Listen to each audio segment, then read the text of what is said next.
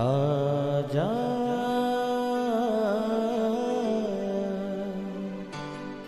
प्रभु यीशु के दर आजा, जीवन मिलेगा तुझे। आजा आजा प्रभु यीशु के दर आजा, जीवन मिलेगा तुझे। आजा आजा आजा आजा।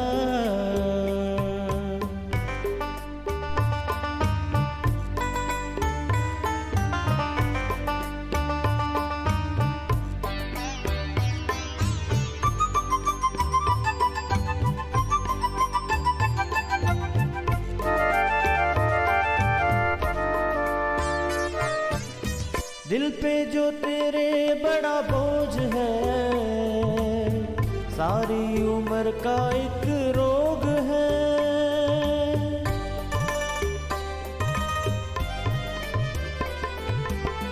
दिल पे जो तेरे बड़ा बोझ है, सारी उम्र का एक रोग है। क्यों नहीं आता यीशु पास तू, ताकि न रहे फिर उदास तू। क्यों नहीं आता यीशु पास तू, ताकि न रहे फिर उदास तू। आजा प्रभु यीशु के दर आजा, जीवन मिलेगा तुझे। आजा आजा आजा आजा। Praise the lord everyone. मैं pastor Kulbhushan Johar, Asian church of Christ Vancouver BC से प्रोग्राम नई ज़िंदगी की ओर में आप सबका बहुत बहुत स्वागत करता हूं। मैं उम्मीद करता हूं आप सब लोग अच्छे होंगे, तंदुरुस्त होंगे और परमेश्वर के कलाम में बढ़ रहे होंगे। आइए हर बार की तरह हम परमेश्वर के कलाम में से सीखने से पहले, वचन को पढ़ने से पहले, आइए हम अपने सरों को झुकाएंगे, अपनी आंखों को बंद करेंगे। आइए हम प्रार्थना में जाएंगे। सर्वशक्तिमान परमेश्वर यीशु मसीह नासरी, हम आपका धन्यवाद करते हैं। आपने ये मौका दिया कि हम एक साथ मिलकर आपके वचन में से सीख सकें, आपकी हजूरी में बैठ सकें। महान परमेश्वर होने दे कि आज जब हम आपके वचनों को सुने, आज जब आपके वचनों में से सीखें, ये वचन हमें नई ज़िंदगी की ओर लेके जाएं।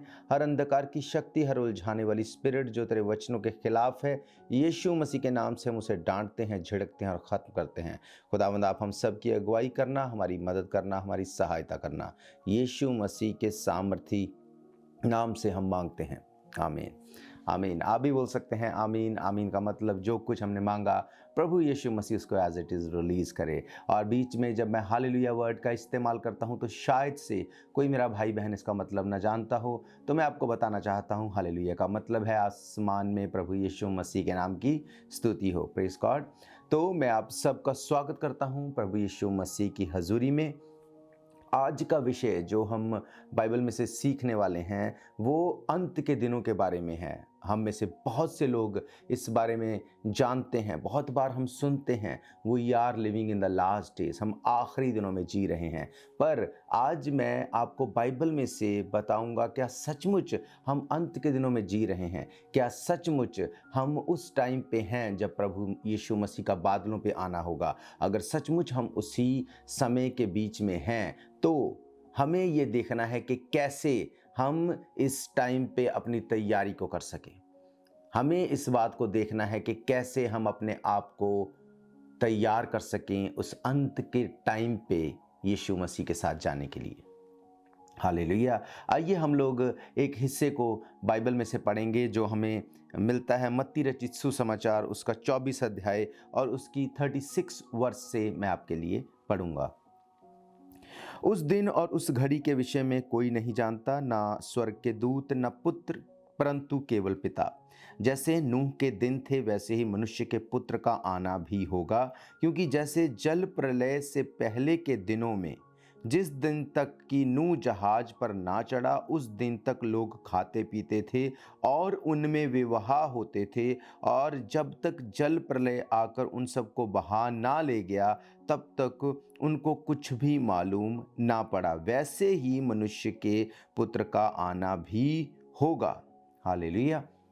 यहाँ पर यीशु मसीह के चेले यीशु मसीह को इस बारे में पूछ रहे थे कि हमें बता कि अंत के दिनों का क्या चिन्ह होगा। वो बता रहे थे कि यीशु मसीह उनको बता रहे थे कि अंत के दिनों को जब तुम देखोगे उस टाइम पे एकदम से सब कुछ ऐसा नहीं होगा कि सब कुछ शट ऑफ हो जाएगा। यीशु मसीह ने उनको कहा कि अंत के दिनों में तुम्हें चिन्ह दिए जाएंगे, तुम्हें साइंस दिए जाएंगे। और वो साइंस क्या हैं? यीशु मसीह उन साइंस के बारे में बात कर रहे थे। यीशु मसीह ने उनको कहा जैसे नूह के दिन थे वैसे ही मनुष्य के पुत्र का आना भी होगा। यहाँ पे एक भेद की बात जो यीशु मसीह ने बोली, उसने कहा जैसे नूह के दिन थे, मीन्स डेज बिलोंग्स टू नोहा। चाहे कुछ भी अंधकार चलता रहा, चाहे कुछ भी हार्ड टाइम आ गया, कुछ भी स्ट्रगल आ गई, बट डेज बिलोंग्स टू नोहा।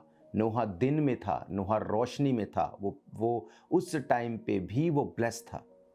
यीशु मसीह ने कहा जैसे नूह के दिन थे वैसे ही मनुष्य का पुत्र के आने के दिन भी होगा, क्योंकि जैसे जल प्रलय से पहले के दिनों में जिस दिन तक नूह जहाज पर ना चढ़ा उस दिन तक लोग खाते पीते और उनमें विवाह होते थे, और जब तक जल प्रलय ने आकर सबको बहा ना दिया तब तक उनको कुछ भी मालूम ना पड़ा, वैसे ही मनुष्य के पुत्र का आना भी होगा। हालेलुया। बाइबल बताती है कि नूह, जिसको परमेश्वर ने कहा कि मैं इस पृथ्वी के ऊपर एक बड़ी बाढ़ ले आऊँगा, आसमान के झरोखे खोल दूंगा, ज़मीन को खोल दूंगा, पानी ही पानी सब तरफ होगा, सब कुछ पानी के द्वारा नाश कर दिया जाएगा।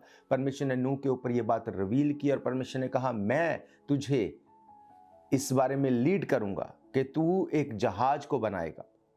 उस जहाज को पूरी डायमेंशंस बाइबल में दी गई है, इतना लंबा बनाना, इतना चौड़ा बनाना, इतना बड़ा बनाना, क्या क्या चीज़ें कहाँ पे होंगी, वो सब चीज़ों को परमेश्वर ने नूह को बताया और नूह ने उसको उसी तरह से बनाना शुरू किया। बाइबल कहती है 120 साल लगे नूह को वो जहाज बनाने के लिए। 120 सालों में नूह दिन में जहाज बनाता होगा, शाम को आके लोगों को प्रचार करता होगा, उनको बोलता होगा कि परमेश्वर ने मुझे ये दर्शन दिया कि अपने पापों से मन फिराओ, तौबा करो परमेश्वर की और लौट आओ, क्योंकि बहुत बड़ी बाढ़ आने वाली है, सब कुछ खत्म हो जाएगा और तुम लोग अपने पापों को मान लो, छोड़ दो ताकि तुम लोग बचाए जाओ। ये परमेश्वर की योजना थी कि वो सब लोग बचाए जाएं, तौबा करें। पर जैसे नूह उनको जाके बोलता था कि बहुत बड़ी बाढ़ आ जाएगी, बारिश आ जाएगी, आपको शायद ये ना पता हो कि उस वक्त से पहले कभी बारिश आई ही नहीं थी, कभी ऐसा हुआ ही नहीं था। तो नूह जब उनको जाके ये बात बोलता था तो उनके माइंड में ये बात आती होगी कि ऐसा पहले कभी नहीं हुआ, इसलिए ये आगे भी नहीं होगा, ये सिर्फ हमें बेवकूफ़ बनाया जा रहा है, या हमें चीट किया जा रहा है, हमें डिस्ट्रैक्ट किया जा रहा है। पर ऐसा नहीं था। वो बारिश भी आई, सब कुछ खत्म हो गया, पर नूह और उसकी फैमिली, वो 8 लोग बचाए गए। क्यों? क्योंकि उन्होंने परमेश्वर की उस प्रॉमिस, उस दर्शन के ऊपर फेथ किया। 120 साल तक काम करना, प्रचार करना, एक भी रूह का ना बचना, फिर भी नूह परमेश्वर में खड़ा रहा। परमेश्वर ने कहा अंत के दिनों में ये चिन्ह होंगे कि नूह के दिन वापस आएंगे। नूह के दिनों में क्या हो रहा था? जो नूह के दिनों में हो रहा था वही आज हम अपने टाइम पे होते हुए देखते हैं। मैं आपको बताऊंगा आगे कि कैसे हम उन दिनों की तरह नाश ना हों पर बच जाएं, उसके लिए हम क्या करें और कैसे हम अपने आप को सेव कर सकते हैं, अपनी फैमिली, अपने प्रियजनों को सेव कर सकते हैं। हम रुकेंगे एक ब्रेक के लिए, ब्रेक के बाद परमेश्वर के कलाम में से हम सीखेंगे।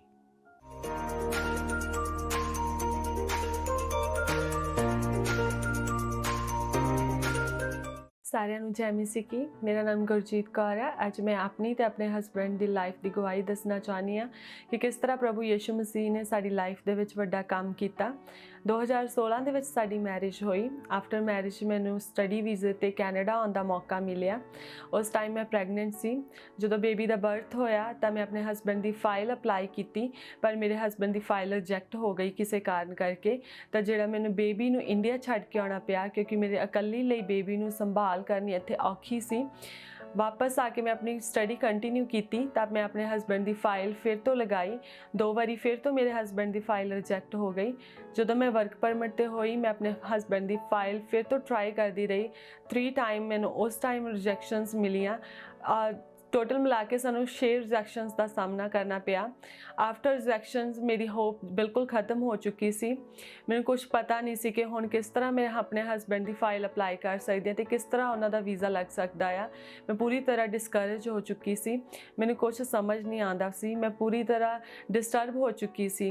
तो जो मैं काम ते जाती सी तो उत्थे एक ब्रदर सी, उन्होंने मैंने दस्सिया कि प्रभु यीशु मसीह तैनूं इस हालात दे विचों कढ सकते आ। तो उन्होंने मैनूं प्रभु यीशु मसीह के बचना बारे दस्सिया, प्रभु के भवन बारे दस्सिया। जो मैं एशियन चर्च ऑफ क्राइस्ट पहली बार गई तो परमेश्वर के दास ने मेरे लिए दुआ की। तो उस दुआ तो बाद मैं शांति फील की। जो मैं प्रभु के वचनों को पढ़ना शुरू किया तो मैनूं वचनों के विचों होप दिखनी शुरू हुई। परमेश्वर ने मैनूं होप दी कि हे बोझ थले दबे लोगों, मेरे कोल आओ, मैं तुहानूं आराम देवांगा। सचमुच परमेश्वर ने साडे जीवन दे विच आराम दिता, सानूं उह बंधनां तो आज़ाद किया। परमेश्वर की दया दे नाल जो मैं PR अप्लाई की तो मैं अपने हस्बैंड की PR की फाइल भी नाल ही अप्लाई की, तो परमेश्वर ने अद्भुत रीति नाल PR दे विच साडी मदद की। तो हुण अज मैं ते मेरे बच्ची ते मेरा हस्बैंड असीं परमेश्वर के भवन दे नाल जुड़े हुए हैं, परमेश्वर के वचनां दे नाल जुड़े हुए हैं। इस अद्भुत गवाही दे लई मैं परमेश्वर का धन्नवाद करदी हां। सारिआं नूं जय मसीह की।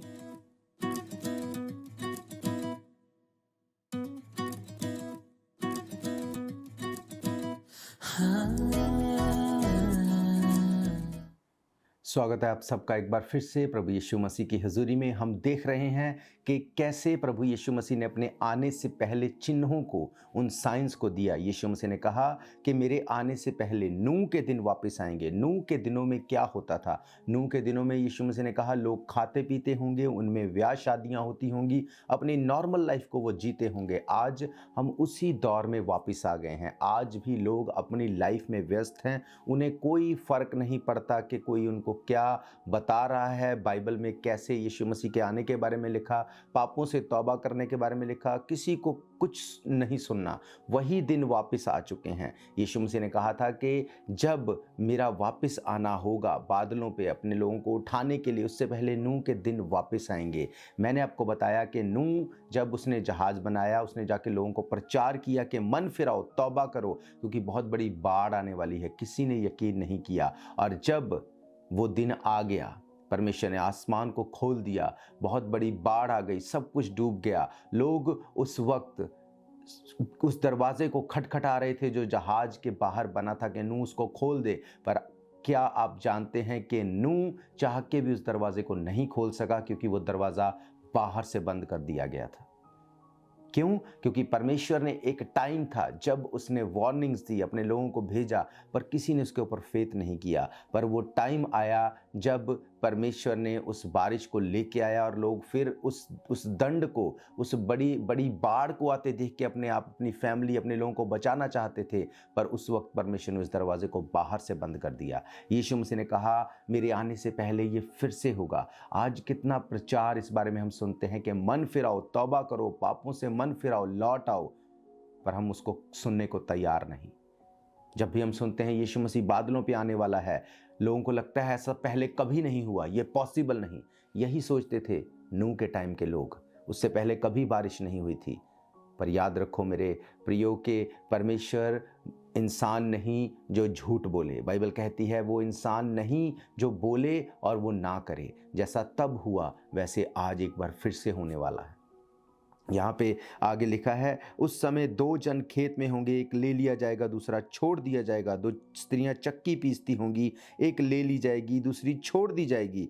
ये बात उस टाइम पे जब इज़राइली, जब वहाँ पे जो लोग यहूदी लोग होते थे, उनके कस्टम में ये बात होती थी कि जब उनको बंदवाई में ले जाया जाता था, जब राजा लोग उनको ले जाते थे बंदवाई में, तब उनमें से जो तंदुरुस्त होता था, जो काम करने वाला, निपुण, यंग होता था, उसको वो ले जाते थे। और जो बीमार, कमज़ोर, जो उनको लगता था हमारे काम का नहीं, उनको छोड़ दिया जाता था। आज वही एक बार फिर से दोहराए जाने वाला है। जो लोग यीशु मसीह के किंगडम में काम कर रहे हैं, जो लोग यीशु मसीह के लिए काम को कर रहे हैं, जो अपने आप को उस फेथ में रखे हुए हैं, वो उठा लिए जाएंगे, बाइबल कहती है। और जो नहीं, जो सिर्फ ये बोलते हैं कि सब कुछ ठीक है, सब कुछ ऐसे ही चलता रहा, और वो छोड़ दिए जाएंगे।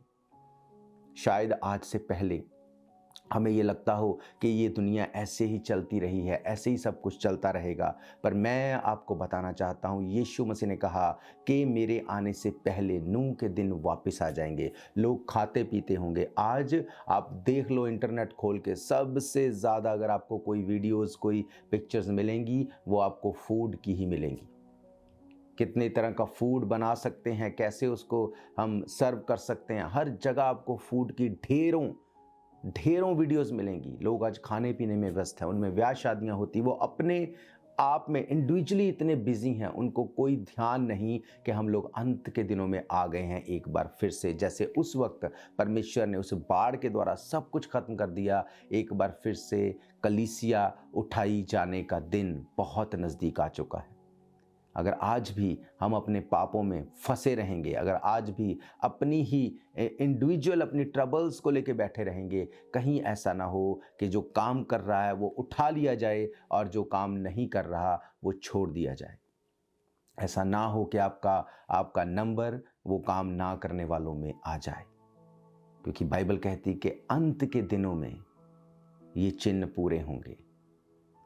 आगे इसमें लिखा है, इसलिए जागते रहो क्योंकि तुम नहीं जानते कि तुम्हारा प्रभु किस दिन आएगा। बाइबल कहती है इसलिए, क्योंकि तुमने नूह के दिनों के बारे में पढ़ा और उनको पूरे होते देखा, और मैंने तुम्हें बताया कि अंत के दिनों में फिर से ऐसा ही होगा। आज वैसा ही हो रहा है। हर इंसान सेल्फ सेंटर्ड बन चुका है, अपनी चिंता सता रही है, दूसरे का कोई ध्यान नहीं है। बाइबल कहती इसलिए तुम जागते रहो, तुम चौकस रहो, तुम अलर्ट रहो।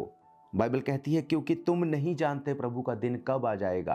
अगर यीशु मसीह अपने आने के एक तारीख को फिक्स करके बता देता तो शायद बहुत से लोग उस दिन के एक दिन पहले वेट करते कि तब तक हम सब कुछ कर लें और उस दिन हम रिपेंट करेंगे और प्रभु यीशु मसीह के साथ चले जाएंगे। जबकि यीशु मसीह ने इसीलिए कहा, मैंने आपको पढ़ाया कि उस दिन उस घड़ी के विषय में कोई नहीं जानता, न स्वर्ग के दूत न पुत्र, परंतु केवल पिता। यीशु मसीह ने कहा तुम चौकस रहो, तुम अलर्ट रहो, तुम अपने आप को तैयार रखो। क्या तुम्हारी तैयारी पूरी है?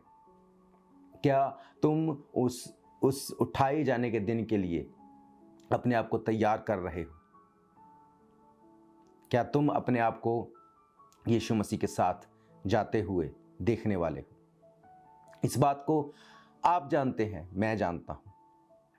मैं आपको बताऊंगा वचन में से कि कैसे हम इस सिचुएशन में से निकल सकते हैं, कैसे हम बच सकते हैं, कैसे हम उस उठाए जाने में शामिल हो सकते हैं।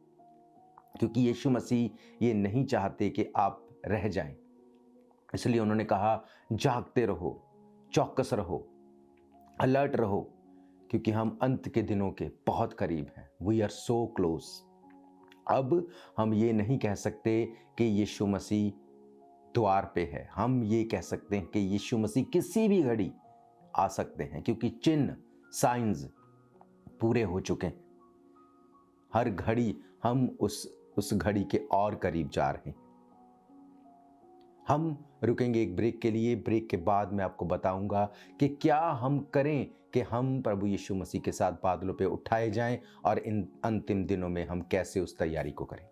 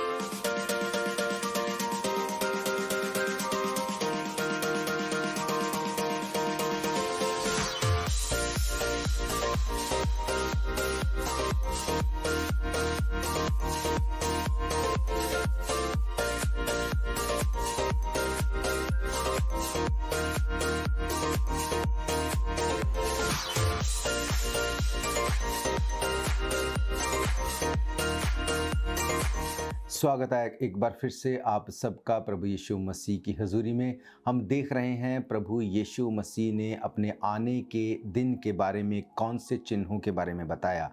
यीशु मसीह ने कहा मेरे आने से पहले नूह के दिन वापस आएंगे। हम उन्हीं दिनों में जी रहे हैं। मैंने आपको बताया कि कैसे उस वक्त के लोगों ने फेथ नहीं किया कि बारिश होगी, क्योंकि कभी बारिश नहीं हुई थी। आज के दौर के लोग इस बात के ऊपर फेथ नहीं करते कि यीशु मसीह बादलों पे आएगा और कलीसिया उठा ली जाएगी, क्योंकि आज से पहले उन्होंने कभी ऐसा नहीं देखा। पर जैसे उस वक्त बारिश आई और सब कुछ खत्म हुआ, इस वक्त में भी यीशु मसीह आएगा और कलीसिया चली जाएगी। क्या हम करें, कैसे अपने आप को ट्रेन करें? उसके लिए हमें वाइज होना पड़ेगा, हमें बुद्धिमान होना पड़ेगा। और क्या कहती है बाइबल इसके बारे में? हम पढ़ेंगे नीति वचन उसका 4 अध्याय और उसकी 22 आयत से मैं आपके लिए पढ़ूंगा। यहाँ पे लिखा है, क्योंकि जिनको वो प्राप्त होती हैं उनके जीवित रहने का और उनके सारे शरीर के चंगे रहने का कारण होती है। सबसे अधिक अपने मन ही की रक्षा कर, क्योंकि जीवन का मूल स्रोत वही है। टेढ़ी बात अपने मुंह से मत बोल, चालबाजी की बातें कहना तुझसे दूर रहें। तेरी आंखें सामने की ओर लगी रहें और तेरी पलकें आगे की ओर खुली रहें। अपने पांव रखने के लिए मार्ग को समथर कर, तब तेरे सब मार्ग ठीक रहे। ना तो दाहिनी ओर मुड़ना, ना बाईं ओर मुड़ना। अपने पांव को बुराई के मार्ग पर चलने से हटा ले। हालेलुया। बाइबल कहती है कि क्योंकि जिनको वो प्राप्त होती है, वो मीन्स बुद्धि, विजडम, ज्ञान, जिनको वो प्राप्त होती है वे उनके जीवित रहने का और उनके शरीर के चंगे रहने का कारण होती है। अगर आप बुद्धिमान हैं, अगर आप फेथ करते हैं कि बाइबल में जो लिखा है वो सच है, जैसे नूह के टाइम पे बारिश कभी नहीं हुई थी, पर परमेश्वर ने कहा एक जहाज को बना, अपने लोगों को उसमें ले जा, क्योंकि बारिश सब कुछ को ख़त्म कर देगी।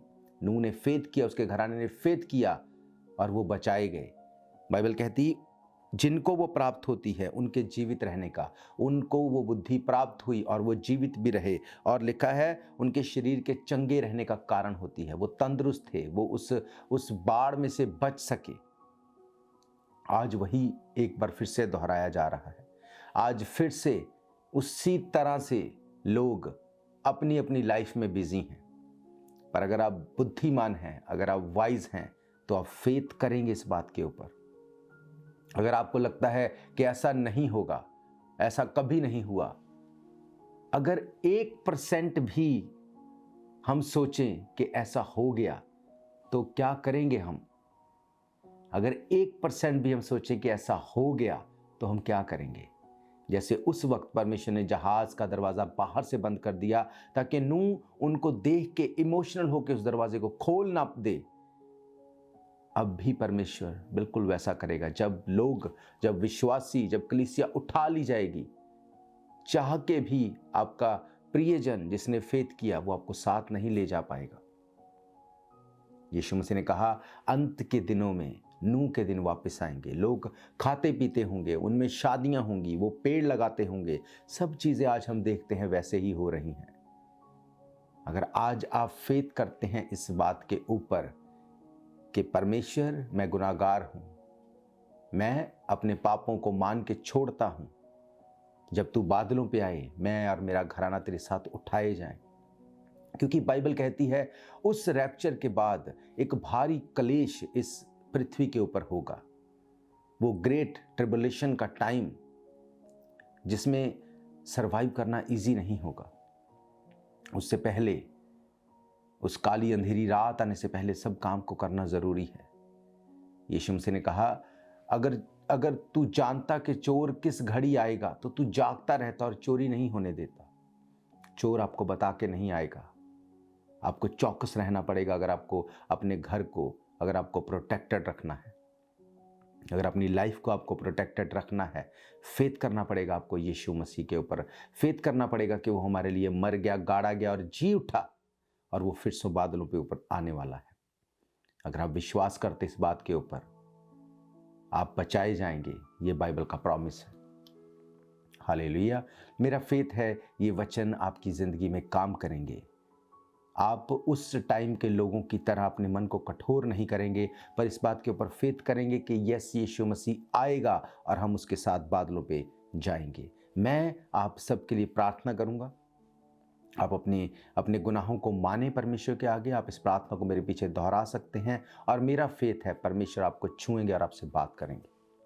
आइए हम लोग अपने सरों को झुकाएंगे, अपनी आंखों को बंद करेंगे। सर्वशक्तिमान परमेश्वर यीशु मसीह नासरी, आपके वचनों के लिए धन्यवाद करते हैं जिनमें से हमने सीखा। आपने कहा कि अंत के दिनों में नूह के दिन वापस आएंगे। आज हम उन्हीं दिनों में जी रहे हैं परमेश्वर। आज लोग सेल्फ सेंटर्ड हो चुके हैं, लोग खाते पीते हैं, ब्याह शादियां होती हैं, लोग पेड़ लगा रहे हैं, सब कुछ वैसे ही हो रहा है। महान परमेश्वर, मैं प्रार्थना करता हूँ इस वक्त जितने लोग मुझे देख रहे हैं, खुदावंद ये तेरे ऊपर ईमान लेके आए, तू जीवित परमेश्वर को अपना उद्धारकर्ता ग्रहण करें। आप इस प्रार्थना को मेरे पीछे दोहरा सकते हैं। परमेश्वर, हम पापी हैं, आदम से चले आ रहे पापों से हम तौबा करते हैं, अपनी लाइफ के पापों से हम तौबा करते हैं। बाइबल कहती है जो अपने गुनाहों को मान लेता और छोड़ देता उसके गुनाह माफ़ किए जाते हैं। महान परमेश्वर, मैं अपने गुनाहों को मानता हूँ, मानती हूँ, छोड़ता हूँ, छोड़ती हूँ। आप मुझे ग्रहण करें, आप मेरे पापों को धो के अपने लहू से मुझे शुद्ध करें और साफ करें और अपने बेटे और बेटियाँ होने का अधिकार दें। यीशु मसीह के सामर्थी नाम से हम मांगते हैं, आमीन, आमीन, हालेलुया। मैं ये फेथ करता हूँ ये वचन आपकी ज़िंदगी में काम करेंगे। और अगर आप चाहते हैं, कोई भी क्वेश्चन आपकी लाइफ में है, आप चाहते हैं आपके लिए प्रेयर की जाए, तो आप हमारे नंबर 7788922250 के ऊपर कॉल कर सकते हैं और हम मिल के आपके लिए दुआ करेंगे और आप सेम नहीं रहेंगे। मैं ये बात को जानता हूँ और मैं आपको बताना चाहता हूँ, अगर आप इन पर्सन चर्च में आके हमारे साथ भवन में सर्विस को अटेंड करना चाहते हैं, एवरी संडे दोपहर 1 बजे 660 east 51st Avenue Vancouver BC में हम मिलते हैं। आप हमारे साथ इन पर्सन भी ज्वाइन कर सकते हैं। तो हम फिर मिलेंगे नेक्स्ट वीक परमेश्वर की हजूरी में। तब तक के लिए आप सबको प्रेज द लॉर्ड, जय मसीह की। God bless you all. शायद ये मौका होगा आखिरी, तुझको बुला रहा है नासरी। धोखा ही धोखा संसार है, प्रभु यीशु का सच्चा प्यार है।